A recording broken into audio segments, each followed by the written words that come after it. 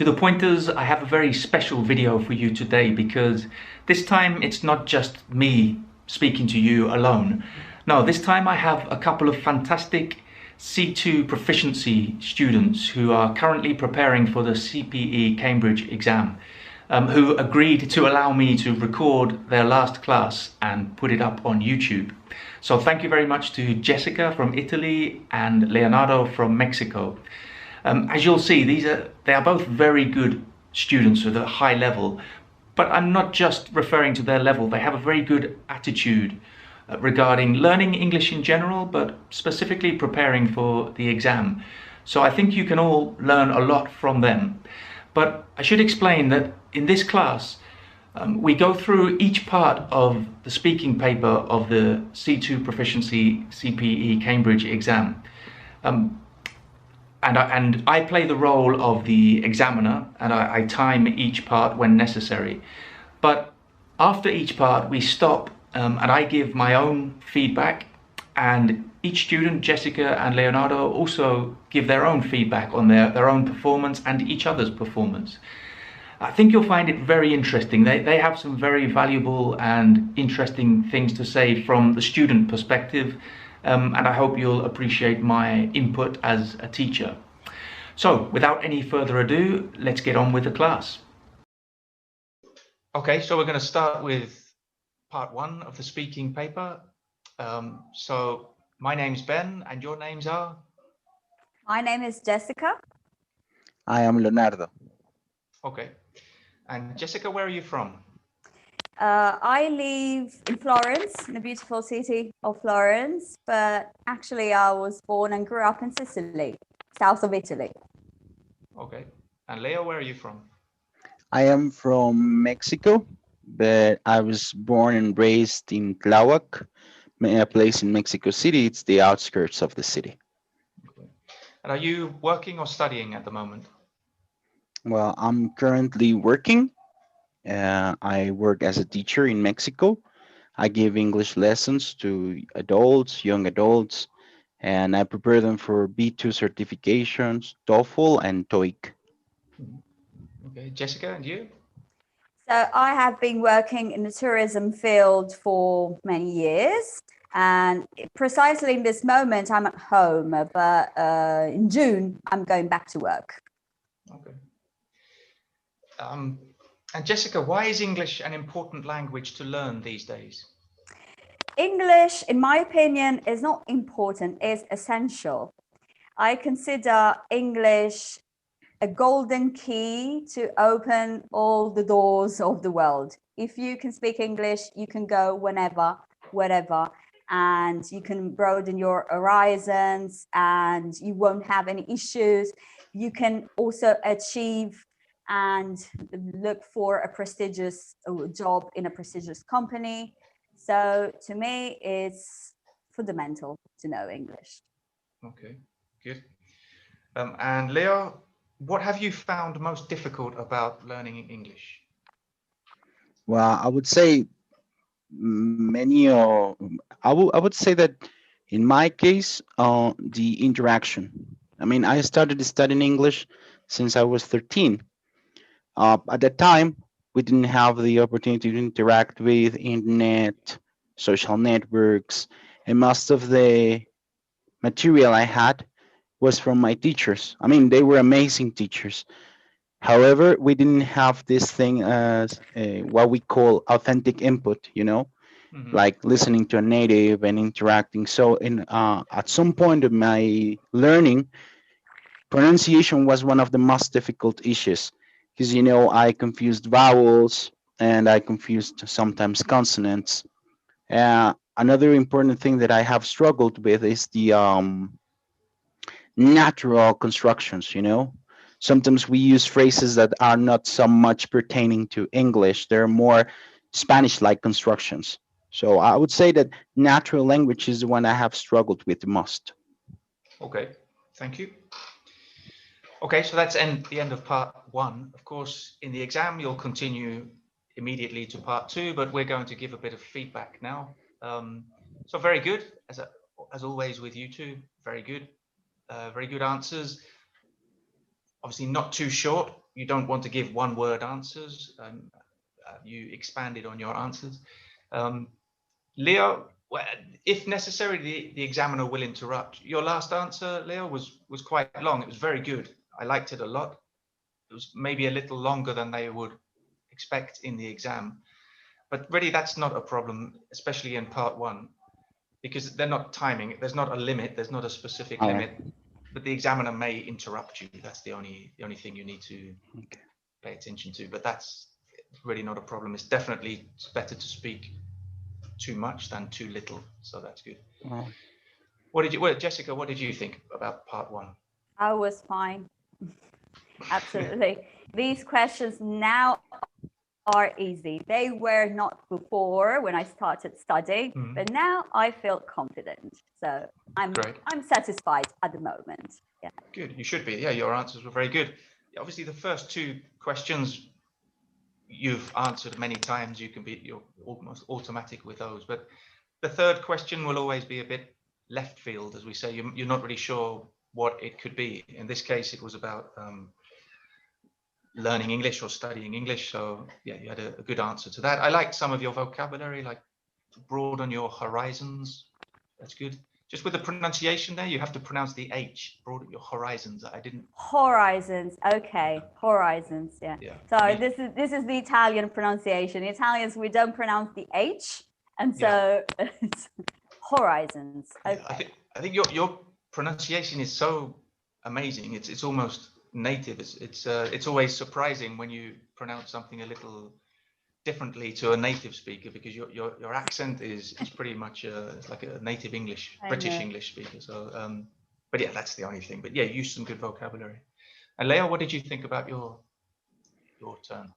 I think it's easy to answer these kinds of questions because also what I do. I mean, I don't know if you had asked me something different and I'm not so keen on, I would be like maybe rambling. I wouldn't know what to say maybe. Yeah. But with these kind of questions, I feel really comfortable. Yeah.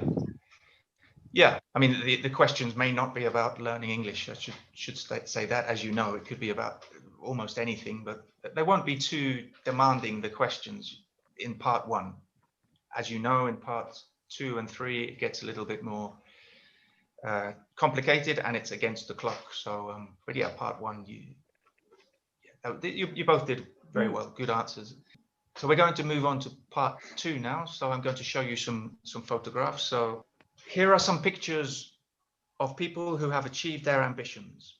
Look at pictures A and B and talk together about the different ambitions that they illustrate. You have 1 minute for this. All right, Leonardo. Okay, probably in picture A, we can see celebrities. So probably the dream was to become famous. And you can see journalists and reporters interviewing them. And so probably their ambition was to become famous. What do you think? Yeah, I guess their ambition was to become famous, but I would say that more than fame, what it entails to be famous, right? Like maybe money, recognition. Uh, I don't know. For example, letter B is a different ambition because I guess it's sharing time with your beloved ones. So we can That, find bliss not only by being rich or being famous, but also by sharing with your beloved ones. What do you think? yeah, absolutely, absolutely. Probably the people in picture B prefer to spend their time with their beloved, with their family, rather than achieving fame and Okay, thank you. I mean, being famous. Probably this is not their ambition. Okay, thank you. Okay.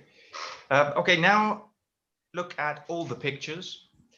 Imagine that you have been asked to write an article for a website about the kind of ambitions that young people have today. These pictures are being considered as illustrations of your main point in the article. So talk together about how common the ambitions shown in the pictures are for young people today. Then decide which picture illustrates the most common ambition of young people today. Okay? Okay. Okay. So, Leonardo, since it's an article, we need something catchy, impactful, something engaging that All right. really conveys and show what young people want nowadays. I truly believe that nowadays young people want success immediately. And if you see picture D, there is this sports tennis player and a big crowd, and probably he feels proud of himself, being supported by many fans, famous. Um, Yeah. or picture C, it looks like a businessman. Yeah. Well, to me, letter C seems more like I thought it was more to go after power, politician or something like that. But now that you mention, yeah, I think it's a businessman. And retaking the point, your point of young people trying to achieve success so fast, I would like to mention letter E. To me, letter E, I don't know. To me, it's kind of I don't know if it's like a freelance or maybe nowadays what we call here in Mexico are the YouTubers, people who work on social networks and Okay. they go after their dreams, but I don't know what to call it, if it's so fast or to rushing things in and having no preparation. Yeah, exactly. Nowadays, not all, because it's not correct to make a generalization, but nowadays, probably young people take example from celebrities, reality shows, and you will have fame immediately without making any effort, and so they believe that this is the real world. Um, so probably this guy is working on as a social media manager. Nowadays social media, Instagram, Facebook, they are the new job. It's considered the new Exactly. dream of many people. So Yeah, so for the article, probably picture E would be catchy exactly. Because for I would say it's like the trendiest, teenagers. Yeah, it's catchy and it's also the trendiest. I would say it's like what people look for, and Yeah, and the same for picture A. They are similar. Okay, so again, fame, fortune, money, being rich, and being in the limelight. It's really exciting for young people. It's really appealing. Okay, so probably we need to choose a picture that it appeals on young people. Maybe yeah, picture D. Okay, thank you. all right. That's the time, yeah. That was just over three. I don't know if I said before, you've done this before, that's 3 minutes. I don't think I said it before, but you knew that anyway. But did that feel like less than 3 minutes for you? At the beginning, maybe, but then when we engaged into the conversation, I think it was like I needed or I had something more to say, but Right. I think it was okay. I don't know what it was like for you, Jessica. This was difficult for me. Really? Yeah, the pictures. Yeah, as usual. No, anyway, yeah, there is a lot to say. The problem is as usual, we warm up after Mm, 2 3 minutes. This is the thing. Exactly. yeah. So, I thought it was very good. I thought you did really well. I think I mean, yeah, you always have to remember the question. And this is difficult because it's quite a long question and a long task, and you have to try to remember all the points that are asked. So this was, imagine that you have been asked to write an article for a website about the kind of ambitions that young people have today. These pictures are being considered as illustrations for your main point in the article. Talk together about how common the ambitions shown in the pictures are for young people today. You did that, I think. You did that, especially with picture E, I think, and then later picture A, but the tennis player and, yeah, the businessman or politician, whatever. and then decide which picture illustrates the most common ambition of young people today. And you were doing that. I don't know if you really took a final decision, but again, it's not really about necessarily agreeing on a final decision. It's about the process. It's about sort of talking and negotiating and analyzing the pictures to think about it. So I thought it was very good, really. I know what you're saying. It's frustrating because 3 minutes just seems perfect just to start getting warmed up, and then I come in there, or the examiner comes in to interrupt you just as you feel you're getting into the subject. But I thought it was good. You used some good vocabulary, engaging, impactful, catchy, proud of himself. I liked something, Leo, you said it was just a little thing, but I think these expressions are important. You said, now that you mention, I think you said, now that you mention it, so that is very natural, very real English, or that it's not related to the pictures necessarily. You could use that in any exercise, but that's very good. Freelance, social media manager, the trendiest, you said, appealing at the end. These are all good words and appropriate words for what you're talking about. And I mean, you're both very good at this, but it's difficult when you're trying to think of things to say. Just think of content to say and try to include impressive vocabulary at the same time. It's difficult, but you did very well. What do you think? I mean, you said you felt that you were just getting started when I interrupted you, but are you generally happy with how it went? Well, much better than adolescents, yes. Okay. To be honest, at least in my case, yeah, much better than in adolescence. Every time is a surprise. So, and I try, you know what I do? I try to think about all the essays I have written recently on these subjects, because these topics are very common in this exam, okay? And young people and social media and stuff. So I always try to remember all the advanced vocabulary I use in my essays, but then I forget because I'm too anxious. No, but you didn't forget. I think you used, I don't know if you would have liked to use more. It's nice to use as much proficiency vocabulary as possible, but you did well, I think. It's and the important thing is, and Leonardo always help. You always help me. Thank you, because every time you give me an idea that I can follow you. So good. It's the same thing here, because at the beginning, really, I didn't know how to start. But whenever you start, you give me time to think, it's like, well, what she says, and I use you like an anchor, I mentioned it last time. And it's like, but from them, the train of thoughts starts working and working and working, and I have chance to give more ideas.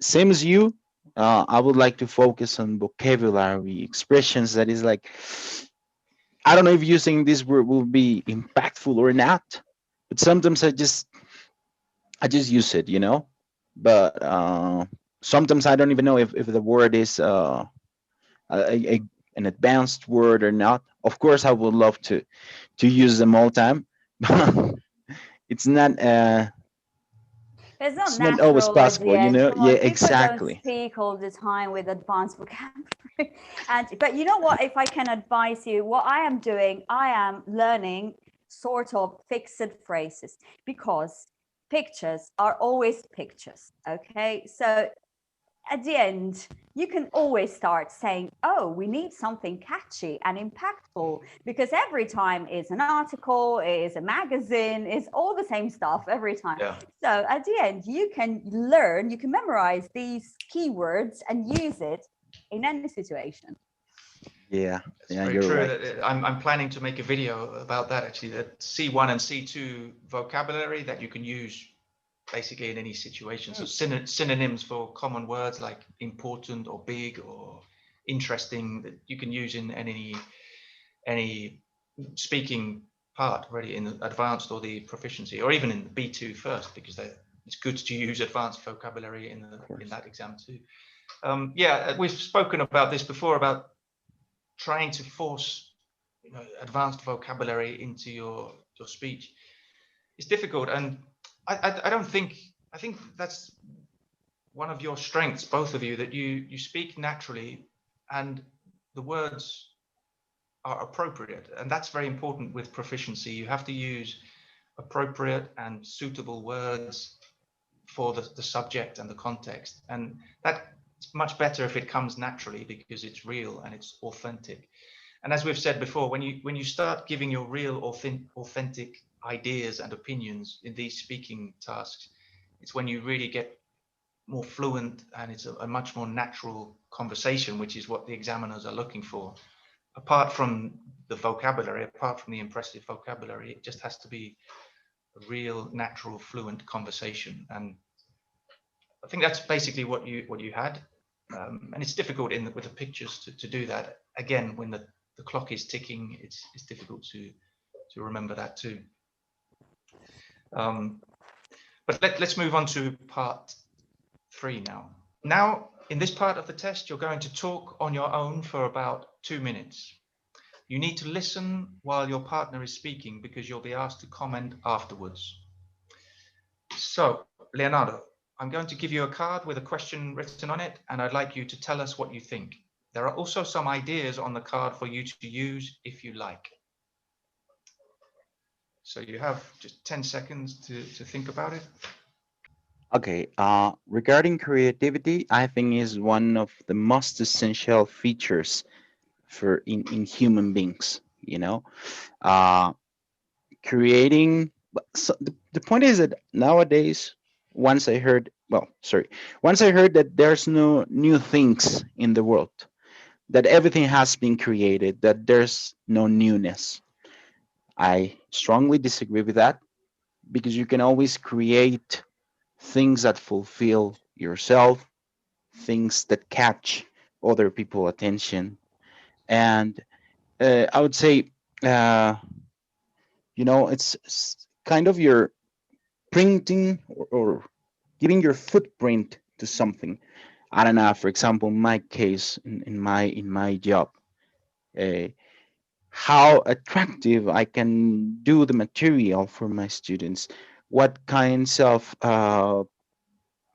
what kind of activities would be suitable for them, and more than suitable, that they feel happy and they feel, how to say, mm, I don't know, they feel comfortable for learning, now. I think creativity is a difficult issue because we cannot develop it easily. We need imagination, we need a lot of effort, and it is not sometimes easy to be creative. Sometimes it's necessary to, well, I couldn't tell you what is necessary to be creative, but I think it's such an ambiguous topic that I couldn't describe what it is like to be creative. But I can tell you that just by doing your best on what you do, I don't know, if we're engineers or something, like, come up with ways to solve problems. I would say creativity lies there, and finding a solution to a problem that exists, or a problem that you have. Okay, thank you. Thank you. Jessica, would you describe yourself as a creative person? And if so, in which ways? I love arts and ballet, in particular music. So I consider I consider myself creative, and when it comes about music, and I can't play an instrument, but when I listen to music, or if I watch a ballet show, then creativity overwhelms me. I don't know, I feel, but I am terrible at drawing, for example, painting. I wish I was capable, but I am not. Okay. And you, Leo, would you describe yourself as a creative person? I don't know if I would call myself creative, but as I mentioned, I try to look for ways to solve issues, you know, come up with a way to speed up things or to improve things.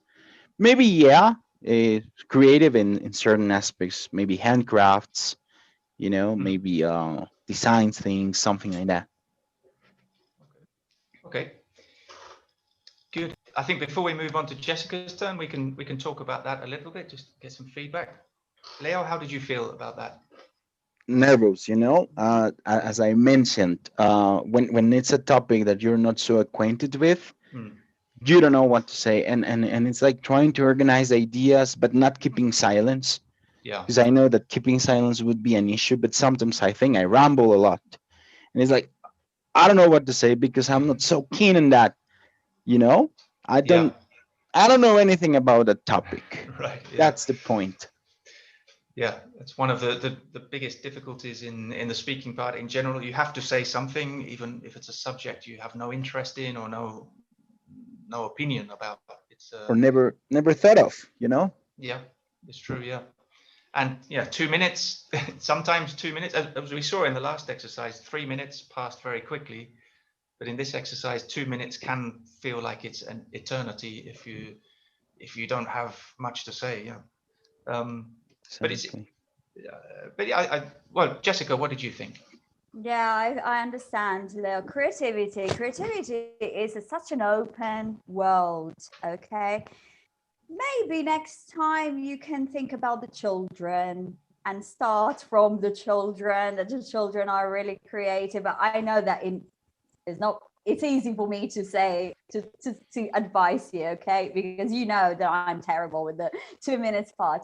But yeah, creativity is such a open and big topic that it's difficult to start Exactly. because it's so big that Yeah, that's Yeah. very interesting what you're saying. Actually, your starting it's point difficult. I is know. very important, isn't it? Where you start from, it kind of dictates where you go, of course, and Yeah. how far you can go. So we'll go on to Jessica's turn now. So now, Jessica, it's your turn to be given a question. Here is your card. Remember, you have about 2 minutes to tell us what you think, and there are some ideas on the card for you to use if you like. 10 seconds to look at them before you start. Okay.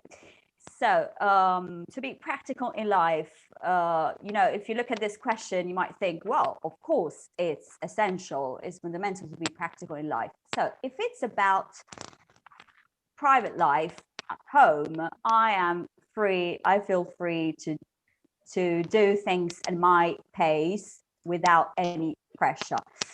Whereas when it comes to work life, being practical, in my opinion, is essential. For example, just to give an easy and brief example, in my job, I am a receptionist.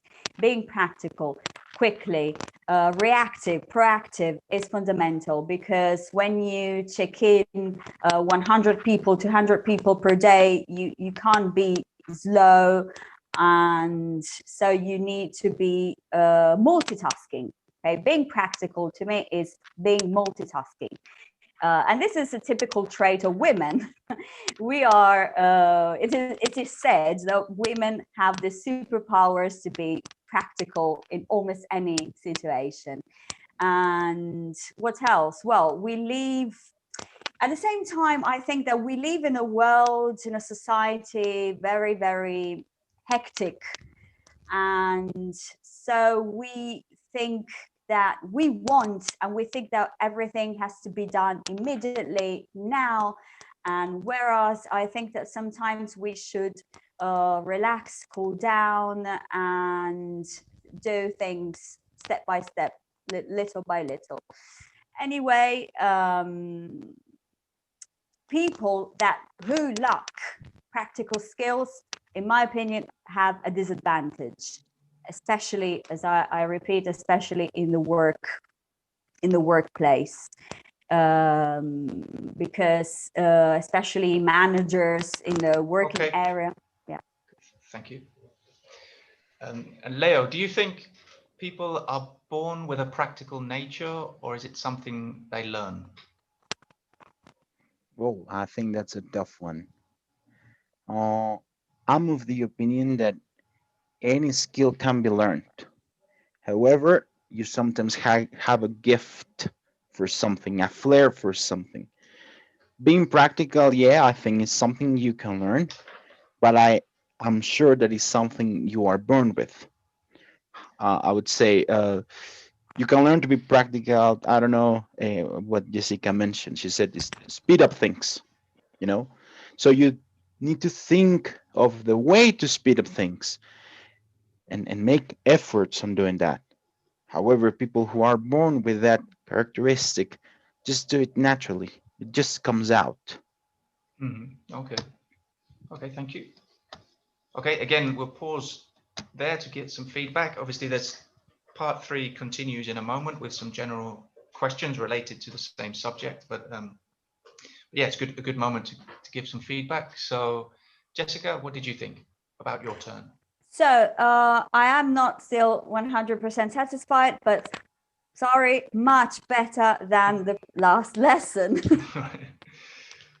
Well, that's good. You're noticing an improvement. That's good. Yeah. In what ways was it better? How did you feel you've improved? um, I don't know. I was less nervous than the other day. The other day, already was like a straight line. Now, at least I had something more to say. Mm-hmm.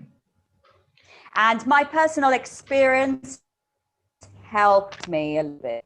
My job is really demanding, really um, frantic. Can I say frantic? Yeah, you could say frantic. Yeah. Sorry, connection Yeah, we again. froze. Yeah, We froze okay. for a little bit. Yeah. Frank. So I imagine this, and then the women who are multitasking. So we have to be practical in everyday life, and I don't know. I mixed a few ideas together, and it came Yeah. something out. Yeah, it's good. It was good. Yeah, yeah, definitely was good. And I'm just. You said you're less nervous. Do you think that's because each time you practice, you're a little less nervous with this part of the exam, or Because was I'm it? practicing. I'm practicing a Yeah. lot. A lot. I am recording myself. Yesterday, I practiced the day before yesterday. I'm doing almost every day. I record myself, and I suggest do that Good. because it's so important to improve in this part, Yeah. especially the 2 minutes part. Yeah. Because in the collaborative task you have a partner, so Leonardo can help me if I struggle, if I miss a word, okay? But when you have the 2 minutes part, you're alone with the examiners watching. And so I sing a lot on the 2 minutes monologue. Yeah. It's good. I think that's a good lesson for everybody to know that practice makes perfect.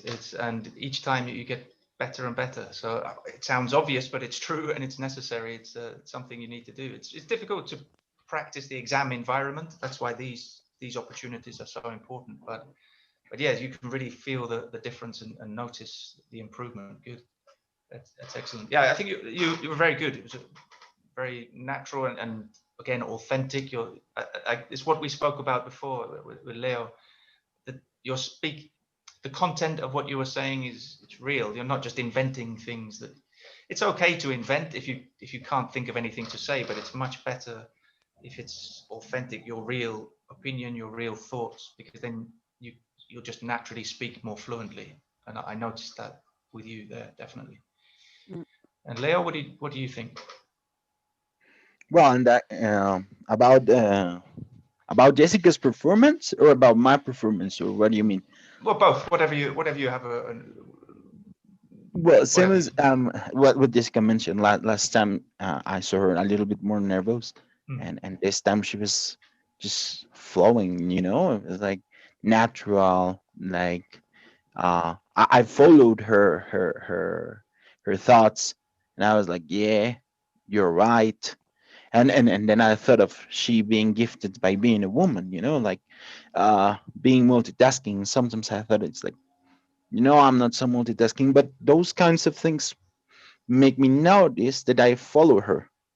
That Hmm. she's doing such a wonderful job that I can follow her. Hmm. Okay, yeah, And that's good. and, and as I mentioned before, I think it's related to how familiar the question is to you. If you're not familiarized with it, you're like, oh my God, what can I say? Yeah, You know? So I don't know. definitely. I think I should have to follow her advice and record myself and have some prompts and start developing ideas because sometimes I just get frozen. It's like, what can I say? Yeah, I think it's definitely a good idea for the photo, the pictures part two. Also, I think it's a good idea. Just that you can always open a magazine or go into a web page, an internet article, and just describe what you see and think about what you would say if those pictures were in the exam, and any subject at all. Just try to think about what you would say if you were asked about this in the exam. Um, yeah, and it's better not just think about it, but actually record yourself doing it, because then you get an idea for the 2 minutes, how long 2 minutes are, because it's not it can be very subjective. No, it depends on how nervous you are, how much you have to say. As we've said, sometimes it can pass by in the blink of an eye, and sometimes it seems to last an eternity. So again, that's Mm. difficult to recreate the exam feeling, the nerves when you're practicing alone. But obviously, Jessica's got a lot of benefit from it, so it's a good example, definitely. So very good, very Yeah, good. if I can add two Hmm. extra things, sorry. Yeah. Again, so first of all, practice on the questions. Hmm. The question that you really find hard, that in your normal life you would say, I don't know what to say. Practice on those questions, and again, learn some fixed phrases that will come in handy also in the 2 minutes part. That's it. Yeah. Don't rely on the easiest one because it's easy. Okay. Yeah. So if you practice on your weaknesses, Yeah. Don't make it too easy on and yourself. Yeah. beginning, you will speak for 30 seconds. On the second time, you will speak for 1 minute, but you will speak for 2 minutes fluently if you practice on the most difficult ones. Yeah. I agree. Yeah, it's yeah. Don't make it too easy on you. So it's like the recommendation or the advice I give about the listening. You have to listen to podcasts and radio programs that you find extremely boring, because in the exam there will be listening tasks which are boring, and so and in the speaking there will be subjects maybe you're not familiar with. So you need to practice by thinking about that. Yeah, reading articles that you're not particularly interested in, and thinking about how you would talk about them in the exam, and doing it, Mm-mm. actually doing the task. Yeah, good. Okay, so that's, we still haven't finished part three. The last part of part three is a general conversation between the two of you that lasts about 4 minutes, about subjects related, questions related to the subject that we just saw. So, do you think schools should give more importance to practical subjects rather than creative ones? That's a good one. So, Leo, you are a teacher, right? So, Yeah. in my opinion, and then please tell me what do you think, if you agree or not. There has to be a balance between both creativity and practical, because creative activities for children and for their brain development is extremely important. So they need to um, do activities with music, arts, etc. At the same time, they can learn a job, maybe doing practical activities. Well, I agree with you, but I think that should we should consider age. Mm. For example, children. If they're children, you can foster their creativity by singing, by dancing, by drawing. And probably when they are a little bit older, start with practical skills. Yeah, but I wouldn't say we should pay more attention to practical skills and creativity skills. I would say, and same as you mentioned, they must be linked. They must go along together. Yeah, Because it's like complete development of the human being. You know, yeah, so, absolutely, I absolutely. wouldn't say it's necessary. Like, I mean, creativity. Some people we lack of creativity, but probably because we didn't have enough enough creativity activities, right? You know. What do you mean? Do you mean when we were younger, when we were students? Exactly. Yeah. It's like I don't know what you think about just kindergarten. Some people here in Mexico skip kindergarten, Hmm. and those children are not so creative or social as those who have attended kindergarten. You know. Yeah, I agree with you because that's so true.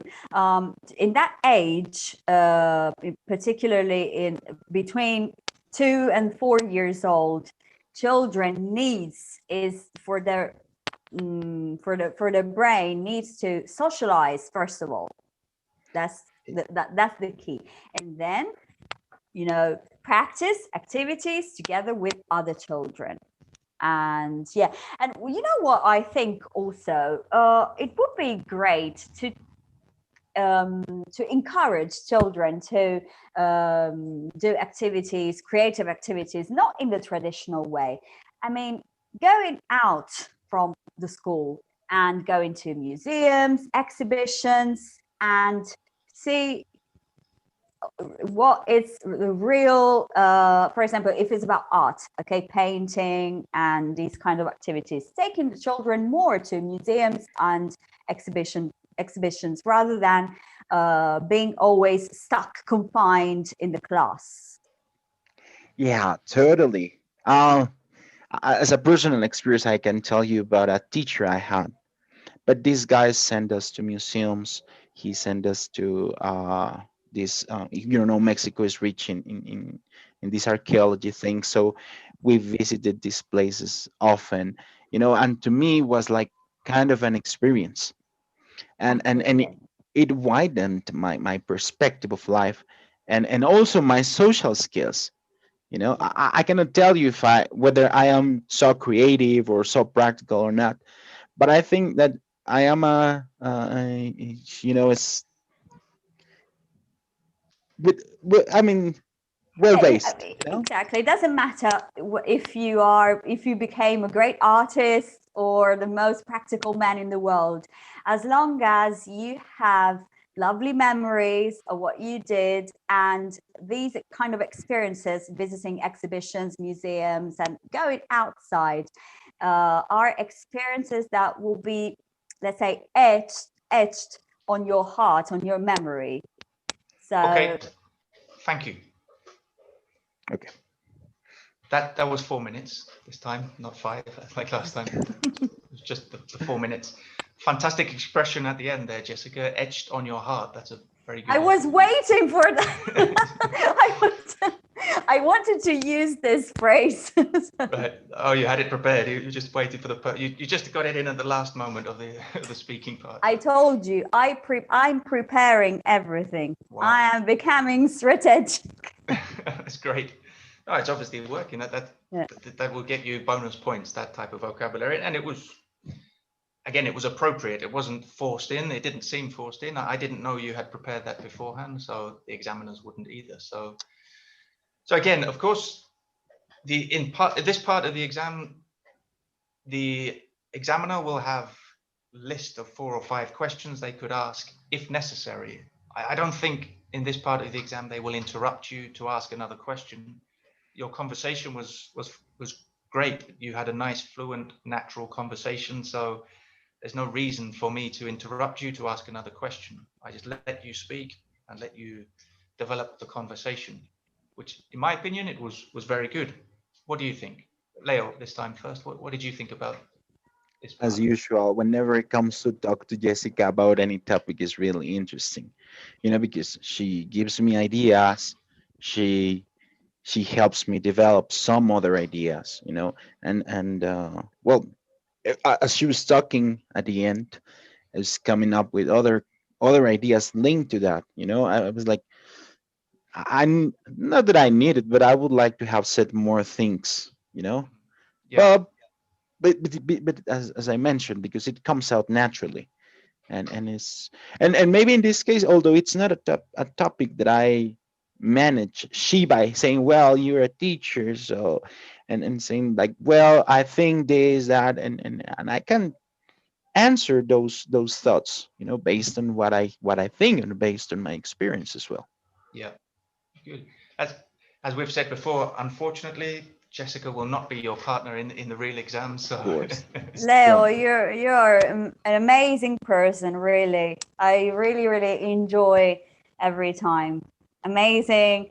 You sound so American and so good. So good. Thank that's you. Thank you. that's an interesting point too.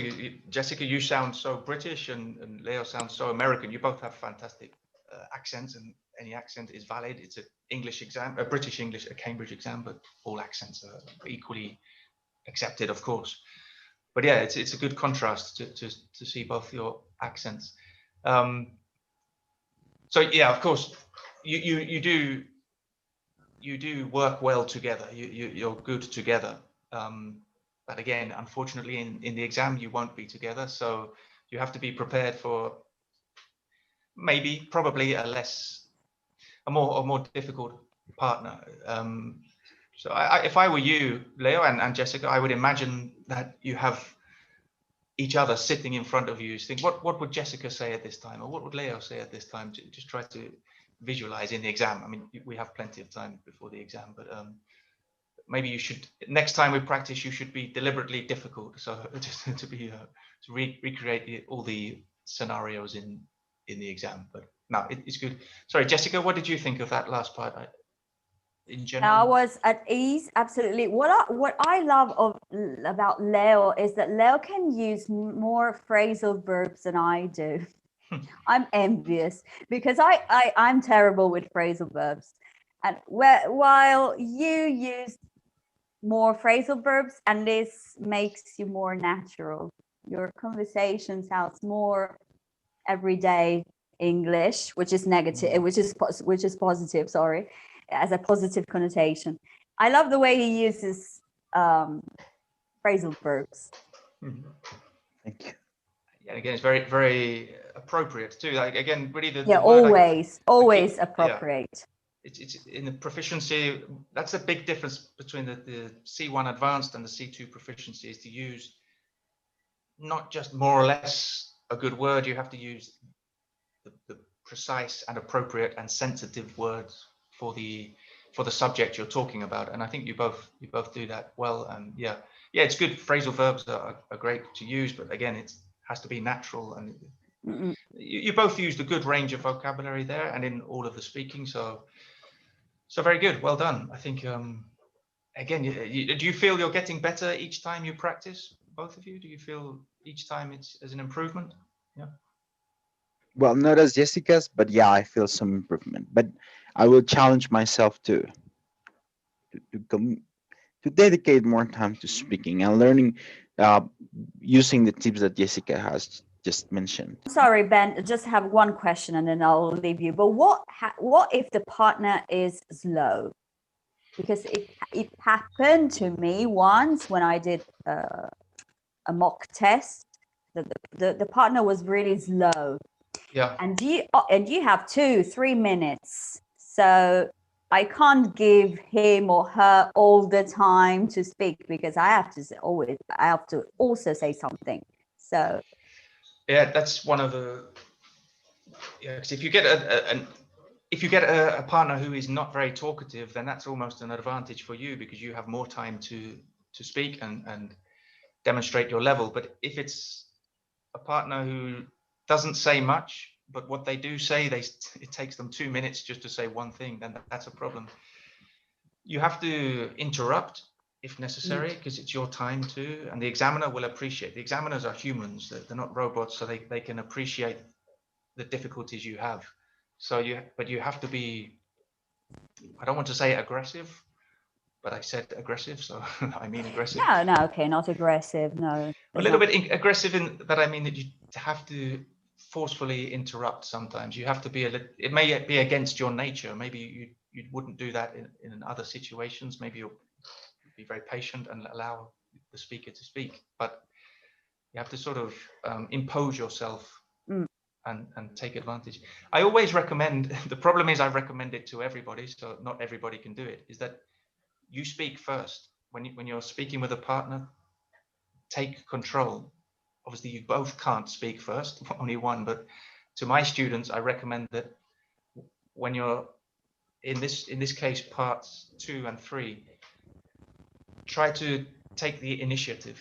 So that then at least you've got those first 20 or 30 seconds in the bag or in the bank. So that, and then if your partner speaks slowly, you've had that opportunity, and then maybe later you can interrupt. But I think it's also because you have more things to say if you start.